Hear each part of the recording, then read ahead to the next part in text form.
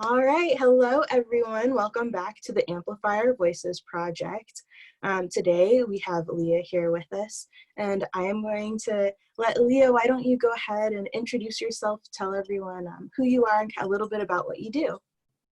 So my name is Leah. I live in Providence, Rhode Island. Been in Providence for about 2 years, but I actually grew up in Georgia. So I've lived a lot of different places. I've lived like in a different country. I've lived like in different states and different cities. So definitely well traveled. And I used to refer to myself as like a gypsy because I was always like moving through all the time. Right now, what I do is I'm a recruiter for a nonprofit organization. So, yeah. Nice. Awesome. All right, so we'll just jump on in here. So Leah, what's been on your mind with everything that's been going on? I know we're a little bit more removed timeline-wise from Yeah. what's happened, what happened with George Floyd, Ahmaud Arbery, Breonna Taylor. We've had the 2020 uprisings that have started. We've started to see some legislations pass depending on where exactly people are living. What's been on your mind with all of this?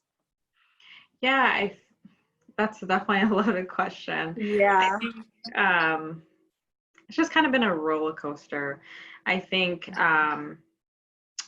for me, like, I always hear, people talking about like, oh, like I have to think about racism every day. Like I have to think about, how this impacts me every day of my life and kind of expressing how exhausting that feels. Honestly, even though I am, dark, I've never really felt that way before. So I've never really, I don't really think about being Black that much, and I know that might sound like crazy, but I really don't. Like, it's not something that is like constantly on my mind and like, oh, like, how's this going to impact me today? So that's kind of how I've kind of gone through things. And I think when it comes to identities, like I really feel like my first identity is in Christ. Mm-hmm. And so that's kind of where I associate first before any other identity. And so I think that has been really helpful in shaping that part of me and kind of shielding me from having to carry the weight of that pressure and things around me. So I think I've been grateful for that. But I think this is the first time that has been kind of peeled back for me. And like for the first time, I finally feel the weight of it like I've never felt it before. Yeah. I'm very aware of issues. I'm not someone who's like, oh no, that's not an issue. Like I'm very aware, like I know racism exists. I know systematic racism exists. I'm not like someone who's like, that doesn't exist or whatever. I just experience it differently. And have experienced it differently throughout my life. And so I think what really particularly hit me the hardest was Ahmaud Arbery's death that actually happened in my hometown. So I know the streets. I probably know the people. I know, he went to the same high school that I did. So something about that, like being where I have been and where I grew up and where I, and seeing that happen where I know I've been just really just hit me in another way that I did not really anticipate. And every time you see that, Tamir Rice to Trayvon Martin, every time you see it, you're always like, oh, this is so, like it's never like, oh, whatever. Like you always do feel this remorse and this deep sadness, but this time it was just like this, like, another layer of it that really just really impacted me. So like I had to, I think just having that happen, and then on top of that, with Breonna Taylor getting shot, not really getting the publicity, and then George Floyd getting shot, and then like all of these things like just happening like back to back to back to back to back, and then all the protesting and all the stuff that it was just like, what in the world is even happening, Right. So it was like I almost felt like all the weight of the years came in one moment for me. you know. And so it has been and is still like a really, I think I'm better now, but I think like in the beginning of it, it was really hard to navigate through. And I never felt it like that before. And so it was really just a very like almost a unbelievably challenging season for me. Like, why is this happening to Black people? Like, why, you know, like, Yeah. why is this happening? Like, you know, why do dark people always get like targeted? Like, what is it about us, you know? And so like those thoughts of like, I don't understand this, you know? And so, and and at the same time, I'm married to someone who's white. And so I had to navigate that part of it as well. And like, and my husband is not one of those people that's like, that doesn't exist, you know, whatever. Right, right. And thank God, like he's as woke as he can be, you know, like Yeah. always learning. But I had to also, race has never been, I mean, like it's something that has come up or whatever, but it's never been like a focal point for our marriage, like, you know, like where I have to like think about, I just, again, like I don't really put that as a forefront of my thinking. And so it's never really been a subject that's like been focused on in our marriage, but it was like the first time where I actually had to like, where I'm trying to process and I'm like, hey, I don't want to hear about this right now. And then he's like, oh, did you see this article? And like, I didn't know. And it's like, no, I don't want to hear it, you know? Like, I don't want to hear this. I know that you're just trying to learn, but I need to like, I can't, you know? And so it was just kind of like difficult trying to like facilitate his learning because he was learning and he was trying to like see the perspective and has learned a lot and has like lifted up his voice where he can. So it wasn't like it was negative, but it was just like me trying to like process my own mourning and emotions and anger while then trying to like field his learning. And so that was completely new because I've never had to do that before, you know. And so I think it's just a deep sadness, you know. And at the same time like a deep anger at the same time. So it's like they're both coexisting at the same time, and it's hard to, and it's like exhausting, like where you're just like, all right, I just can't, there's nothing else I can say, I don't really want to talk about this anymore, like I'm tired, you know. So I think that's kind of where I'm at, where I kind of hit like a breaking point that I hadn't ever gotten to before.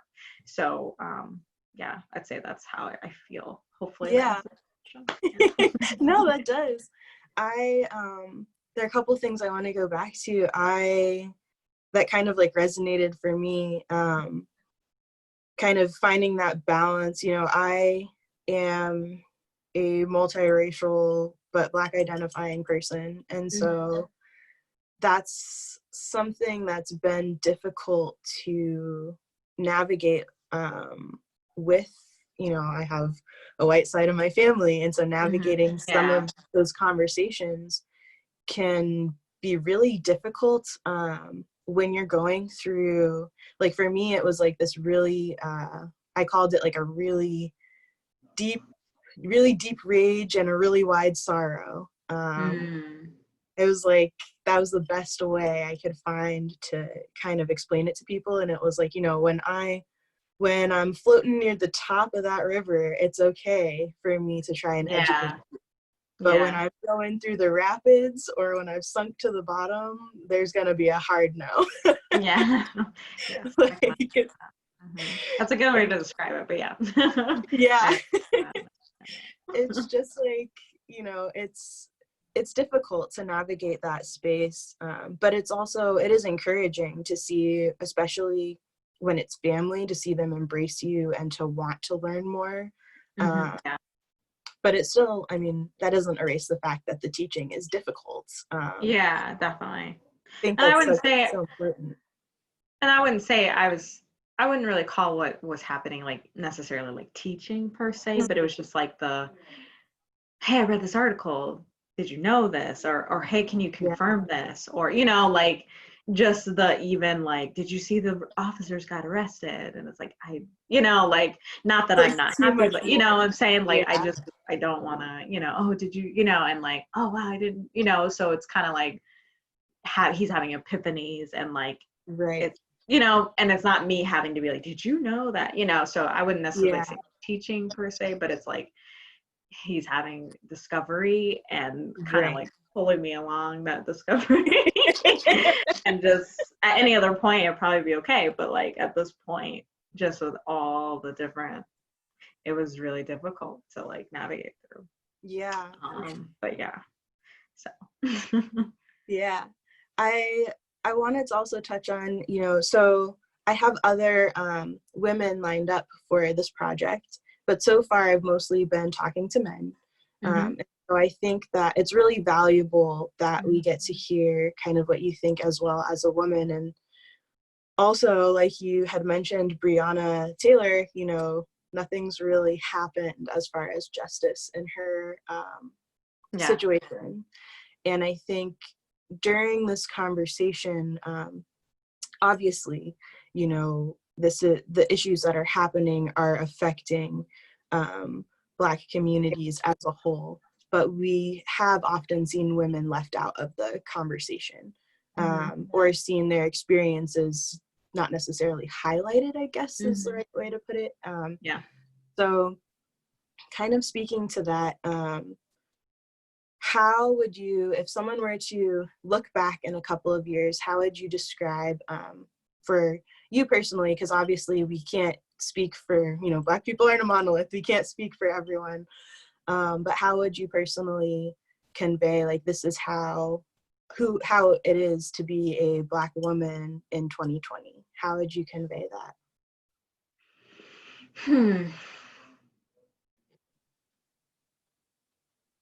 I think that's a tough question Mm-hmm. because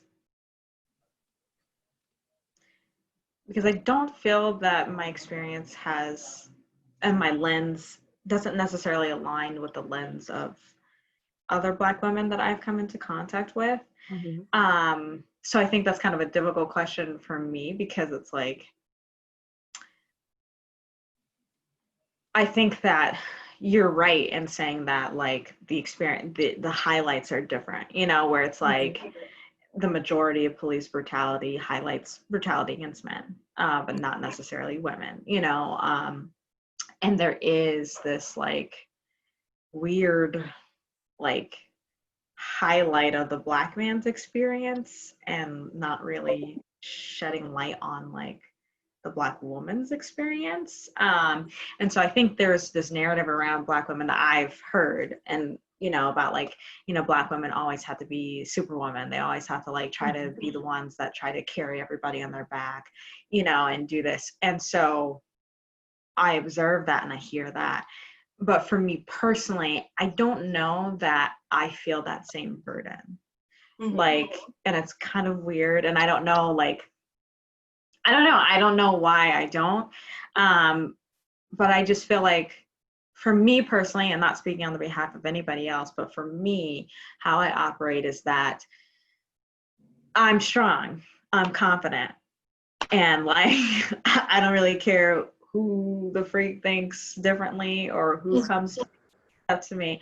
I don't care who you are, I will take you on, and like, Yeah. that's something that I'm just about. And like, I will step eye to eye with you. I will step toe to toe with you. I don't care who you are, whether Right. you're a man or I don't really care, So like, I feel like I've carried that, and I carry myself that way. And so I don't feel intimidated and I don't feel challenged by people because I don't let them challenge me. And I don't Mm-hmm. let them like, I just don't let it happen, for me, and I don't let it happen internally either. So when it comes to operating, like I'm just going to exude that. And I don't really care who it offends. I don't really care, you know, so it's kind of like water off my back. It's like, if you hate it, whatever, I'm still going to get there, you know? And um, if you think that you're better than me, you're going to find out that you're not, you know? So I don't know. I don't know if that makes sense, but I just don't. And I think this is the first time I've ever felt exhaustion and not being able to really find the strength to be like, okay, I'm going to educate you. I'm going to do this, right? I've never been exhausted of that until this point of being like, oh my gosh, like I don't have it in me right now. You know, like I had like several friends of mine who are white who, you know, posted some things and were just like, it was just shocking. And I was just like, hey, and I did confront them. I'm like, hey, like, this is not acceptable. You shouldn't do this. And it's like, do you want to do a follow-up phone call? And I'm like, yeah, I'll call you. And then I just don't, you know, I just, I'm like, I want to do that phone call, but right now I just don't have the strength, you know, or whatever, you know? So, but I think like I will get back there eventually. And I am committed to that no matter what. And I know a lot of people are like, it's not our job to educate. It's not my job. And like, I understand that. I feel that. I get that. But for me, what other option is there? You know what I'm saying? Like, I don't see I'm like, if I don't do it, they're not going to do it, you know? Like, so whatever opportunities I have to educate, I do. And I take that on and I'm like, you know what? This is just something I'm willing to bear and something that I'm willing to always be a part of the conversation. And if what I can say, however small it is, can shift somebody's mindset, that's what I'm about, you know? And I'm always looking for the high road. You know, I'm always like, I'm always going to be higher, you know, like if they go low, I'm going to go higher, you know? And so that's kind of how I navigate through that space. And so I don't necessarily know if my personal experience matches with the traditional narrative of how Black women feel. And we're not a monolith. So, you know, how I experience it and how that's experienced. I definitely, it's valid, you know, it's not like, well, I don't feel that way, so that can't be true, you know, like I can see the burden on Black women. I think mainly, and this is one of the main ways that, you know, you can observe it, is just how we're portrayed in media. You know, who's viewed as beautiful and who's not, you know, and like, I think that in that respect, that's probably what touches me the most, is just observing who's beautiful and who's not in media, and seeing like, you know, every commercial, every whatever. And even growing up as a child, you know, you kind of grow up with this, like, you know, I used to grow up with like, you know, all these white images around me, and I used to like draw. I used to be into art, so I would like draw pictures, and I used to draw like women, and that was my thing. And like, I used to draw like a lot of white women, exclusively white women, like blonde, blue-eyed, all that stuff. And so like, I remember my mom coming up to me and saying to me like, Leah, why are you always drawing white women? And I was like, I don't know, you know, and I thought about it and I was like, I don't know, you know. And so I think that's just kind of an example of how that like kind of became my perception. And I kind of like latched onto that. And then when she said that, I was like, oh, you know, and like began to like, oh, I'm going to draw mixed girls now, and I'm going to draw Black girls, you know, and like started to do that. And I think as I grew up, you know, I used to straighten my hair. So I had my hair straightened for the majority of my life, really. So when I was in 5th grade, my mom took me to a salon and she just straightened my hair, and I had really long hair, you know, and like people used to think I was mixed and all this stuff. And I'm like, no. So I would never in my wildest dream of wearing my hair natural, ever. Like that's just no, you know, like I avoided water like the plague. Like, you know, like I remember like going to a theme park. It's like, nope, I'm not gonna get into the water because my hair is gonna get curly. Right. I'm like, nope. And like I went to Germany, and I remember like they didn't know how to deal with my hair, so I literally had to learn. And I spent like 9 hours trying to do my hair to get it straight. It's crazy. I figured it out eventually, but I just never would ever do that, you know? And so I think one of the most positive things that I've seen and the most encouraging thing is like the natural hair movement and like how that emerged. And I remember just like, I don't even know why I did it. Like one day I was like, you know, I probably was around like 21 or something like that. And like, I remember I was like, I wonder what would happen if I wore my hair curly, you know? And I was just like, okay. And so like, just washed it and just left it. And even when I did that, my friend who was also Black, she came in, she was Haitian, and she was just like, Leah, what are you doing? When she saw my hair. And so it was a learning curve, and like I began to like experiment with it and stuff like that. And so for probably now, this is the first time in my life for the last 2 years almost I've been wearing my hair natural and haven't been straightening it whatsoever, and don't plan to. And it's just like a crazy, because I wore my hair like that my entire life essentially. Right. And so it's like finding this embracing like, this is how my hair grows naturally, you know, and like it's beautiful the way it is. And so just finding this beauty, you know, I love my dark skin. I love my, you know, my curls, and I love how, you know, so it's like, I think that movement has really been one of the movements that's impacted me the most as a woman, and finding like things I never thought I would never wear a head wrap, like ever, you know? And like, you're like, oh, I'm gonna learn how to wrap this head thing, you know, like, so you're like finally like embracing things about I'm finally embracing things about culture that I never really appreciated and always rejected, you know? Yeah. And so I think it's really great to see like women that I know and like women that I see like being uplifted for just qualities about them that are native to them, and like being celebrated. You know, I love seeing like I don't know what her name is, Danae Gaye, is that her name? She's like she plays on The Walking Dead as Michonne. I know who you're talking about. Yeah. I don't know how to say her name either. Like, I love seeing her. Like, it was so cool, like seeing her as like the love interest in a show like that. You know, like I think that we still got a long way to go, but I think that we're seeing like some progress into that. So I guess that's kind of like one specific aspect of being a Black woman that I've kind of gone through the cycle of, if that makes sense.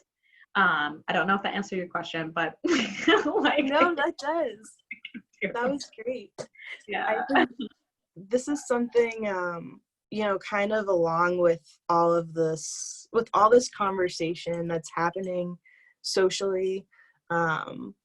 There's some obvious things that are in the media, like police brutality, but I'm also seeing that this is sparking lots of conversations individually. Yes. And this is a big part of the conversation. How can we embrace our culture and continue to utilize, you know, the wonderful things about it to push us forward? And I think something that I have seen within my own family is kind of, you know, celebrating ourselves for who we are and how we are, and our individuality. And I think that that's something, you know, as women, that's something that is hard anyway, when you already have this huge narrative of like what beauty is. And it's hard, it's added upon when you have this other kind of undercurrent narrative that talks about different, you know, colorism, like there's different levels. And yeah, I think that you talking about this is great, because that is a conversation that's happening, is like, how can we celebrate one another? How can we learn to love ourselves through all of the pain that we're feeling right now? How can we celebrate ourselves and celebrate culture? And so, I think that is wonderful, and that's a really beautiful thing.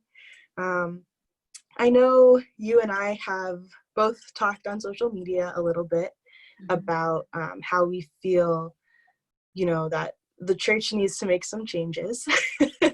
um, they, Yeah. they need to be a part of this conversation. And I know, for speaking for myself, I feel very strongly that if the church believes in Jesus, and that Jesus is who he says he is, then they should be at the forefront of causing healing to happen, and be at the be involved in these conversations and kind of this, with the things that are happening socially, to push for change in a positive manner. Yeah. And, from my perspective, it's Jesus loves everyone. Jesus is there for everyone. So why do we have a hard time talking about race within the church? Yeah. So I would love to hear your thoughts on this. How, if this Yeah. has impacted you, how, go ahead. I'd love to hear from you. Yeah, definitely. This is a fun subject. I think so. Recently, I'm doing some classes online, and I did an English composition class, and it actually had a lot of Black literature in it. So it's kind of coming at the same time as all of these issues were happening. So I'm like reading Toni Morrison and Chinua Achebe and like all of these Black literature, like right at the and A Raisin in the Sun, all of these things. And so one of the literature pieces that we had to read was Dr. Martin Luther King's letter from a Birmingham jail.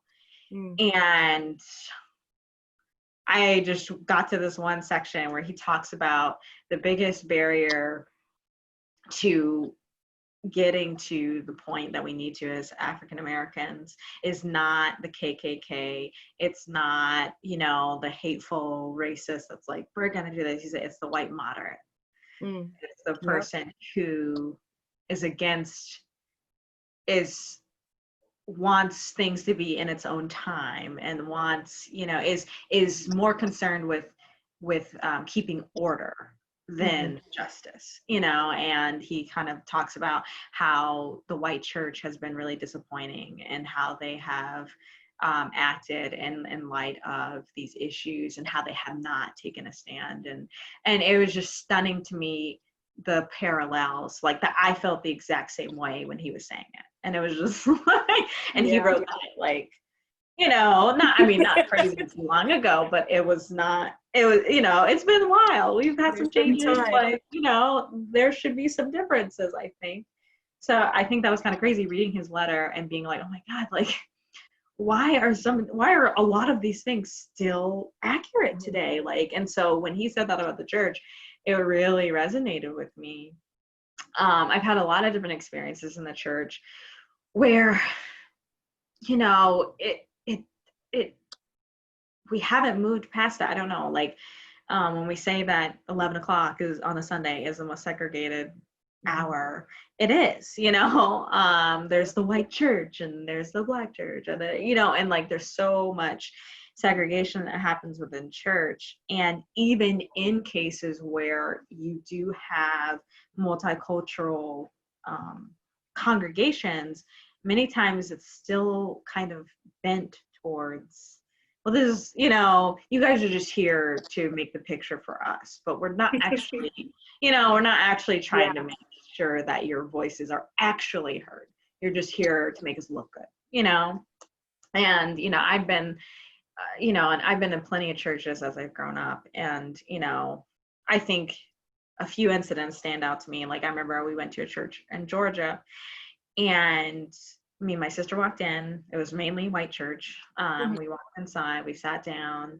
There was a white guy that was sitting right next to us, and we just sat next to him. And he just gets up and moves like to the other section. And it wasn't even like, oh, hey Brad, I'm coming over there. It was like he just literally like saw us come, sit by him, looked at us, and then just left.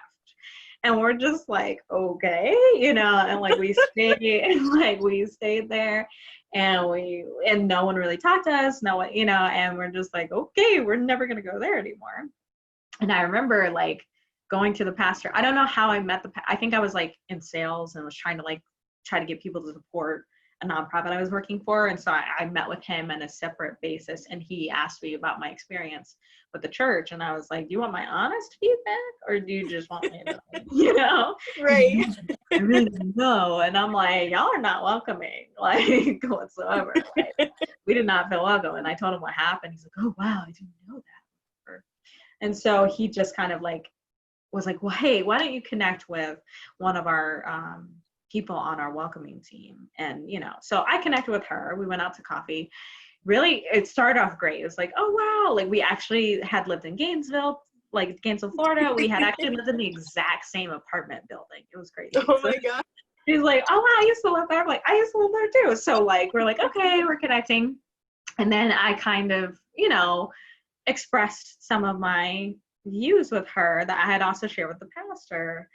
And it was just kind of like, well, like, if you like, and I was saying, like, we really need to be welcoming to other people from other cultures and like, and different skin color and different economic background, you know, like, Right. And she was just like, well, you know, I feel like if you're interested in that, like, if that's something you're passionate about, that's something that you should do, you know, like, if like, for example, if I'm really passionate about adoption, then I should just do that, but not everybody has to do that. So if you're interested in diversity and stuff, that's something that you can do, but we don't have to do. And I'm just like, are you serious? And I was like, no, I don't feel like that's how that is, you know? And she went on to say, like, and plus there's not a lot of Black people here in Statesboro. And I'm like, excuse me? First of all, who said that diversity is automatically just Black people? First of all. And second of all, yes, there are. You know, like I was in college at that point, so I went to the college where there were plenty of Black people walking around on campus. So I'm like, what the frick are you talking about? Like, either you're just blind, or you know, or you're just making it. I don't even understand what you're saying. But it was just like this unwillingness to like address it and to like deal with it, and like it was just really, of course we never went there again, but like it was just like, seriously, you don't see how this is impacting you, you know, or how you can't see how you have to take part in that, because how in the world can we be in that environment when you're not participating in it?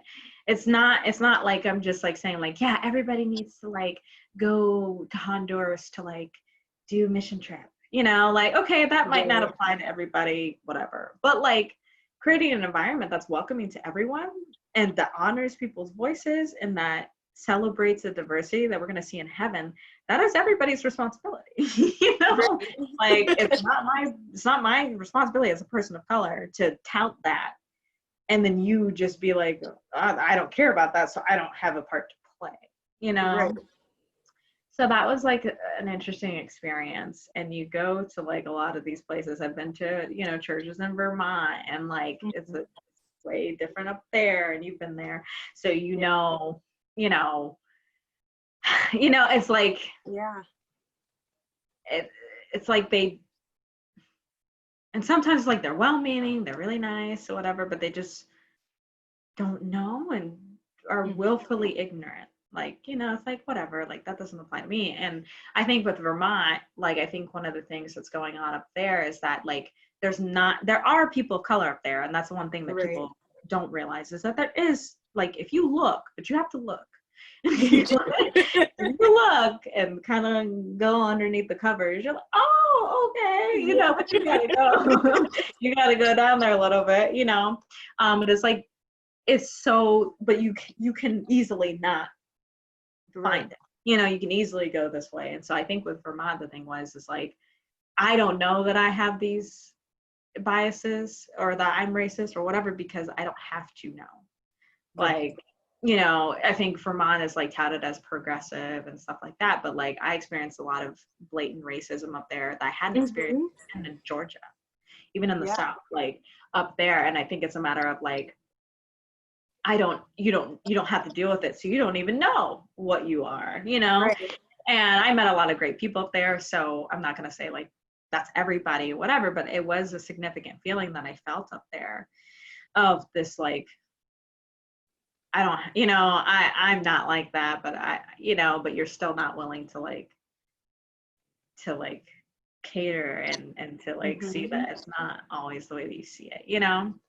And then I Yeah. think from a different lens, like, we went to a recent church that we don't go to any longer, but that environment was more like it was tough. Like, it was like tokenism, like, Mm. oh, like, look how diverse we are. Like, we have these, like, we're going to place these people strategically to make it look like we're this, but we're really not, Yeah.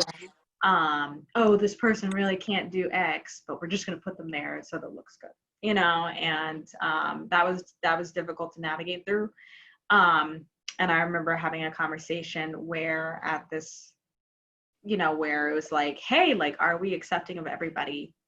And are we welcoming of everybody? And all of them were like, yeah. And of course, it's majority white people. And I said, no.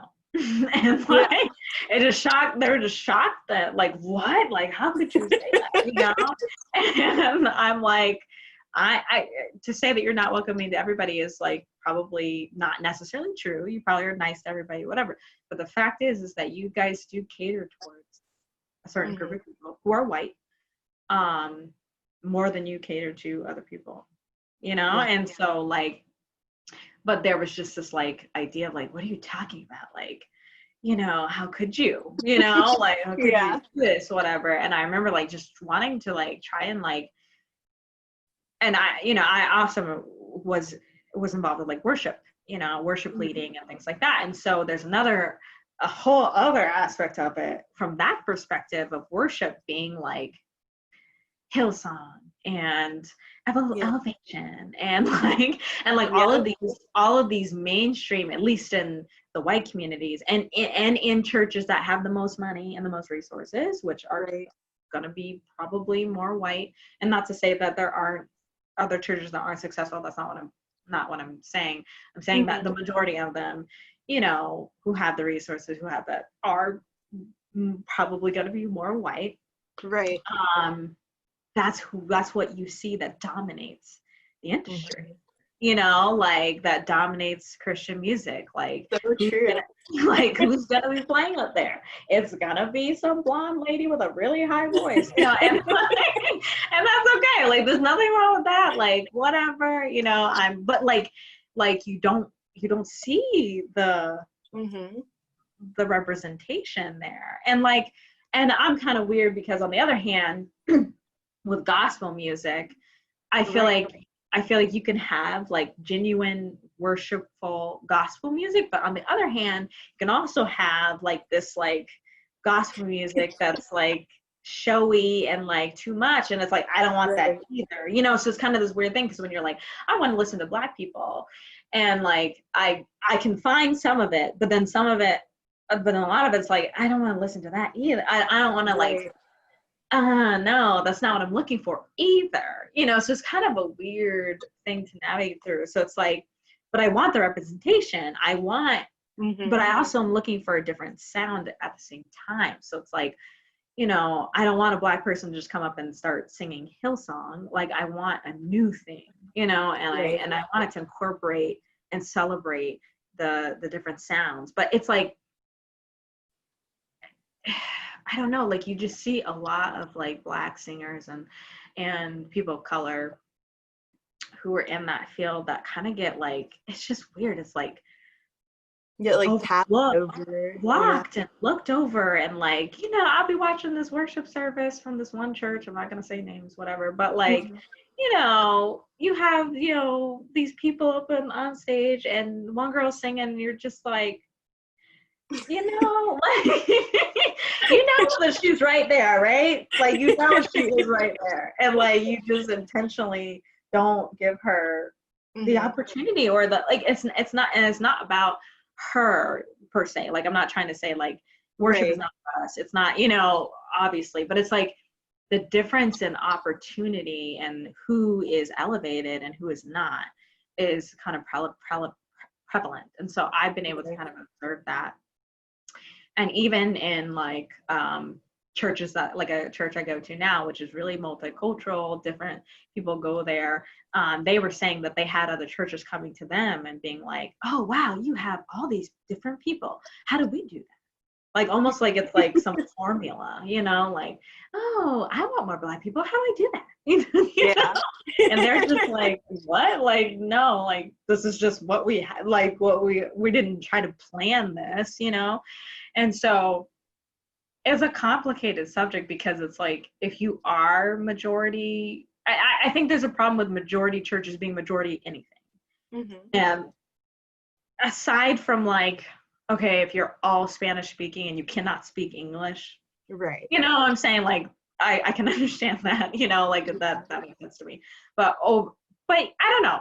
I think overall, I think church has been focused on like, you know, like I don't see the cohesion, and I don't see the honoring of different cultures. And it's not just about having them.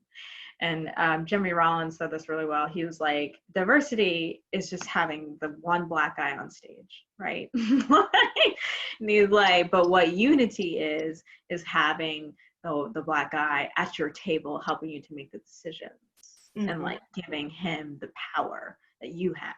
You know, like that is true unity. Right. And so a lot of people kind of like just focus on let's just make it look pretty, but we don't want people to actually come in and change things and critique us and do these things in ways that we have never done them before, and don't want to share that power, you know. And not that it's really power anyway, it's a church, you know, but like, you know what I'm saying, like, right.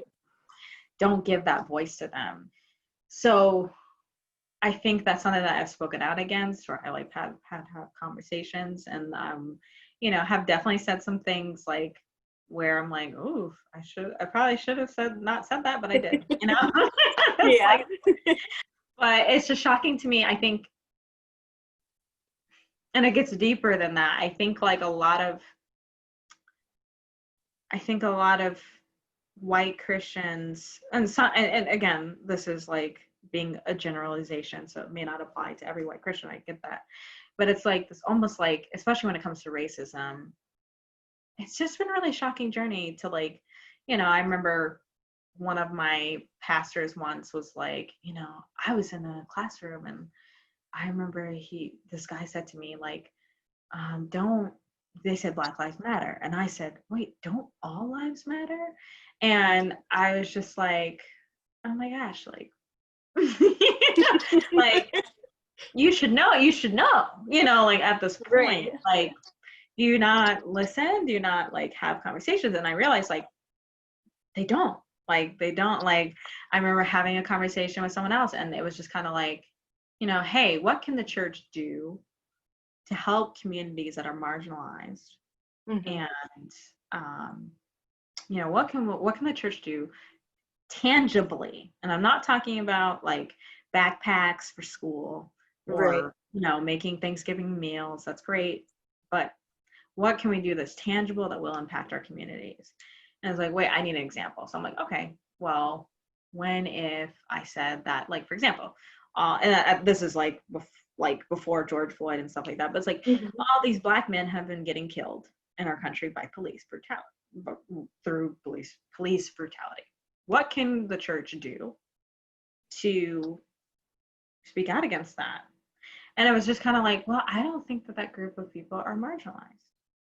And I was just like, what do you mean you don't think they're marginalized? Well, I think the media has kind of spun it. And I was like, hey, let me stop you. Like, let's go back 400 years. Let's go back to the slave trade. Let's go back to this redlining, Jim Crow, blah, blah. Like, map it up for you. They are marginalized. Look in the prisons. Guess who majority are there? Black men. Okay? So they are marginalized. So it's just like this, like, oh, I didn't know that. And it's like, how, so it's just kind of shocking to me to realize, like, how could you not know? Like, and it's like this, like, and I just realized a lot of people who are white, they don't have to know. Right. because it doesn't really impact them. So it's like, I can go about my life and not really have to worry about this or have to have stake in this because it just doesn't encroach upon my everyday life. And so I think that has been like a sad realization, you know. And I've seen some people who I've had conversations with who come out on the other side and now they're learning and now they're like growing and like, you know, and it's a miracle. You're like, wow, okay, like Right. you're moving the dial, you're up here. So I'm not necessarily, so it's not about like, if they're ignorant, being upset with that, but it's about being like, don't stay there. You know, like, Yeah. like, you know, like, so I think, not to like rant on and stuff like that, but No. I think that the church has got a lot of work to do. And it starts with the churches that have the most power, you know, and who have the most money, who have the most resources. It starts with them owning up to it and changing and reversing course, you know. And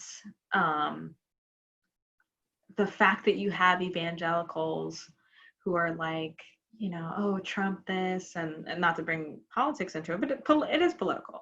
I think that the biggest thing that people mistake is like, oh, church and politics are separate. That's not true. Church and politics are very connected. And I think one of the biggest things that the church neglects to do, except in specific cases, is to invoke the political power that we have access to. And I don't mean in like promoting certain candidates. I'm not like that. No one should tell anybody, hey, you need to vote for this person. But like, hey, like, what does God say about this issue? What does God say about the environment?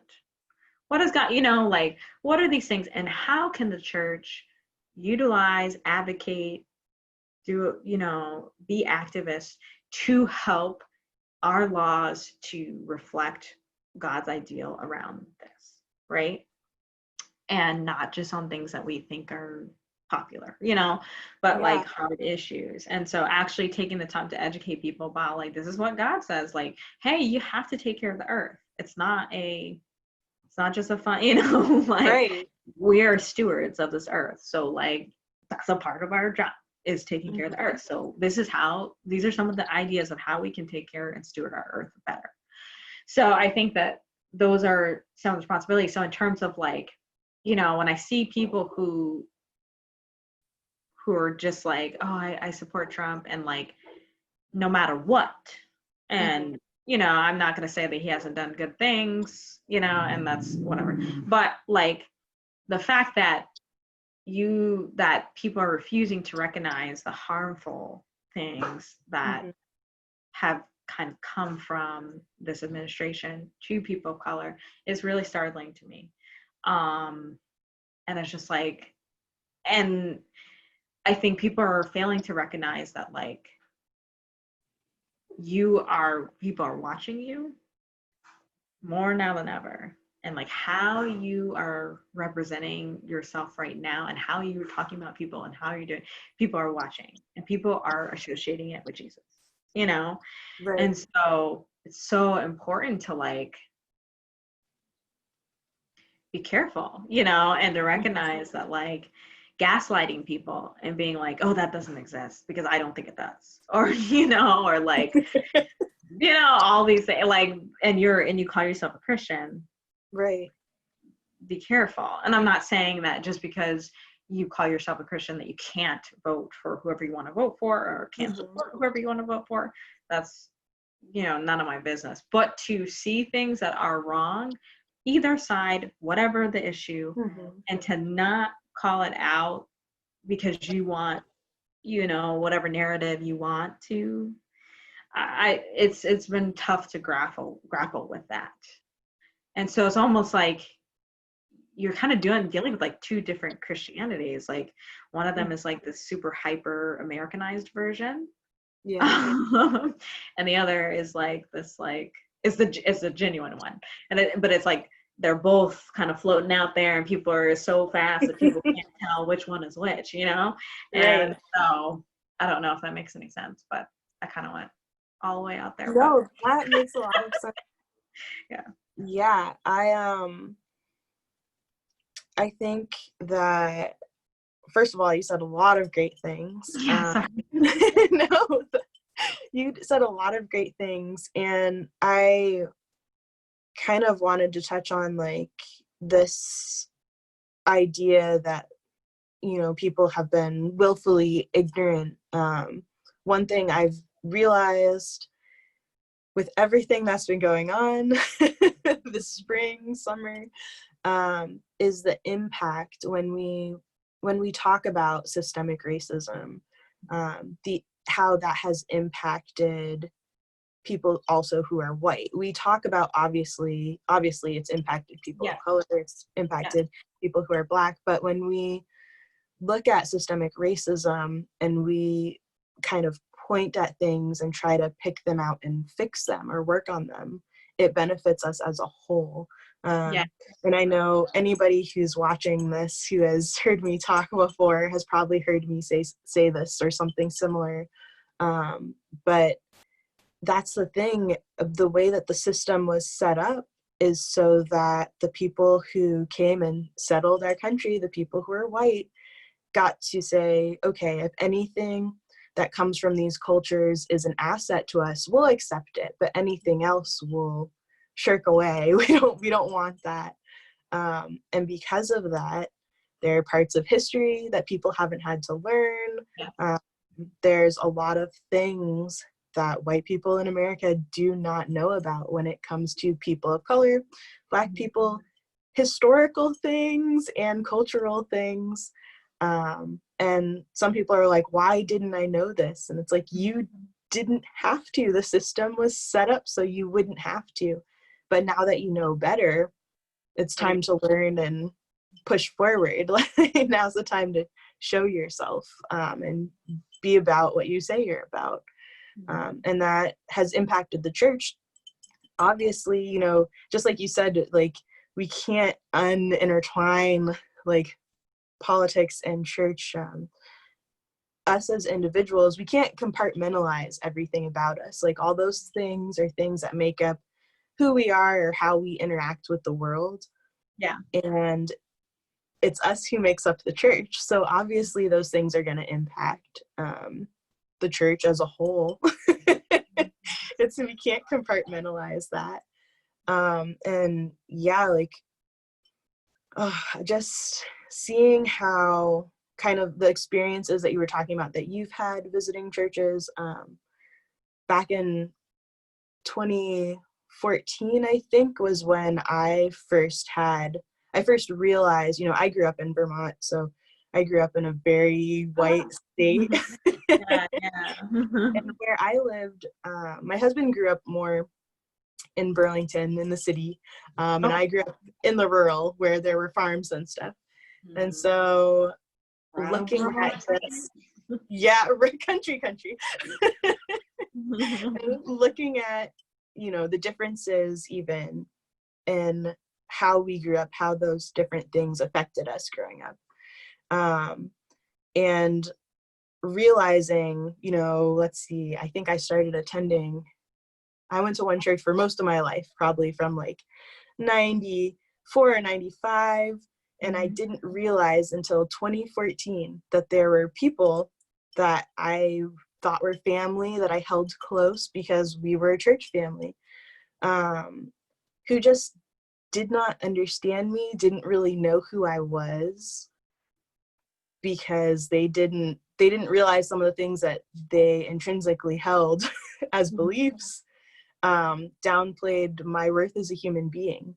And that was just mind-blowing. I was like, you know, I'd already been to college at that point and was just kind of like, oh, you really don't know who I am, and I've known you for this long, which can be very hurtful. And I think what I'm seeing now, I've seen a lot of people of color, a lot of my friends who are Black and grown up in predominantly white spaces who are Christians kind of move away from going to church every Sunday because of interactions like this.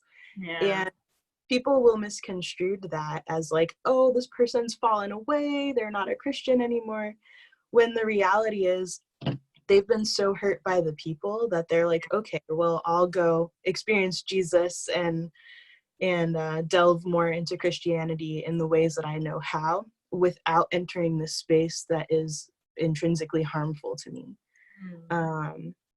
And that as Christians, like, we should be striving to make, like you said, make spaces welcoming. That should never be a scenario, but it is. So I'm so glad that you talked about everything you talked about. It was great. Yeah. At some So point, much. you're just like, I hope this isn't too long. I feel like I hate talking. But there's like things to pop up. You're like, oh yeah, and then there's that. So I need to cover that. But Yeah. So before we end here, I see we're getting close to the end of time. Is there anything else that you would like to say on this platform? Anything you would like to share with people? Anything at all? yeah, I think we've got a long way to go. And I think one thing that is just that's imperative is just like unity. Like, we really need to strive to be united. And I know that's difficult, but like, we can't go anywhere if we're not going there together, you know? And so we need to recognize that there's pain happening, right? If your finger gets cut off, like, you're gonna feel that pain, right? But if you ignore it, like, and just let it bleed out, you're gonna have a problem, right? So it's like, right now, I would say the whole arm is all cut off right now, maybe even more than that, in terms of the issues that Black people are going through, and even like other groups of people that we're not even talking about right now, like, Right. that the body has been severed and has been harmed. And if you don't take care of that, eventually that's going to destroy the whole body, right? So it's recognizing that there is pain and that there is really big issues that we need to address, but also recognizing that, like, self-hatred is never good. Like, if you're white, and that's just what it is. Like, can't change that. It's okay to like be like, if you like yourself, that's a good thing. You know what I'm saying? So it's like, recognize your privilege and use it for good and to help advance other people. But there just has to be this mutual of like acknowledgement of like, there is pain and people are going through suffering, and it's okay that I'm white. It's okay, but we need to come together and we need to like grapple with the history and the systems that have come together to oppress people. And so I think that's just the biggest message that I always try to stress, is just unity.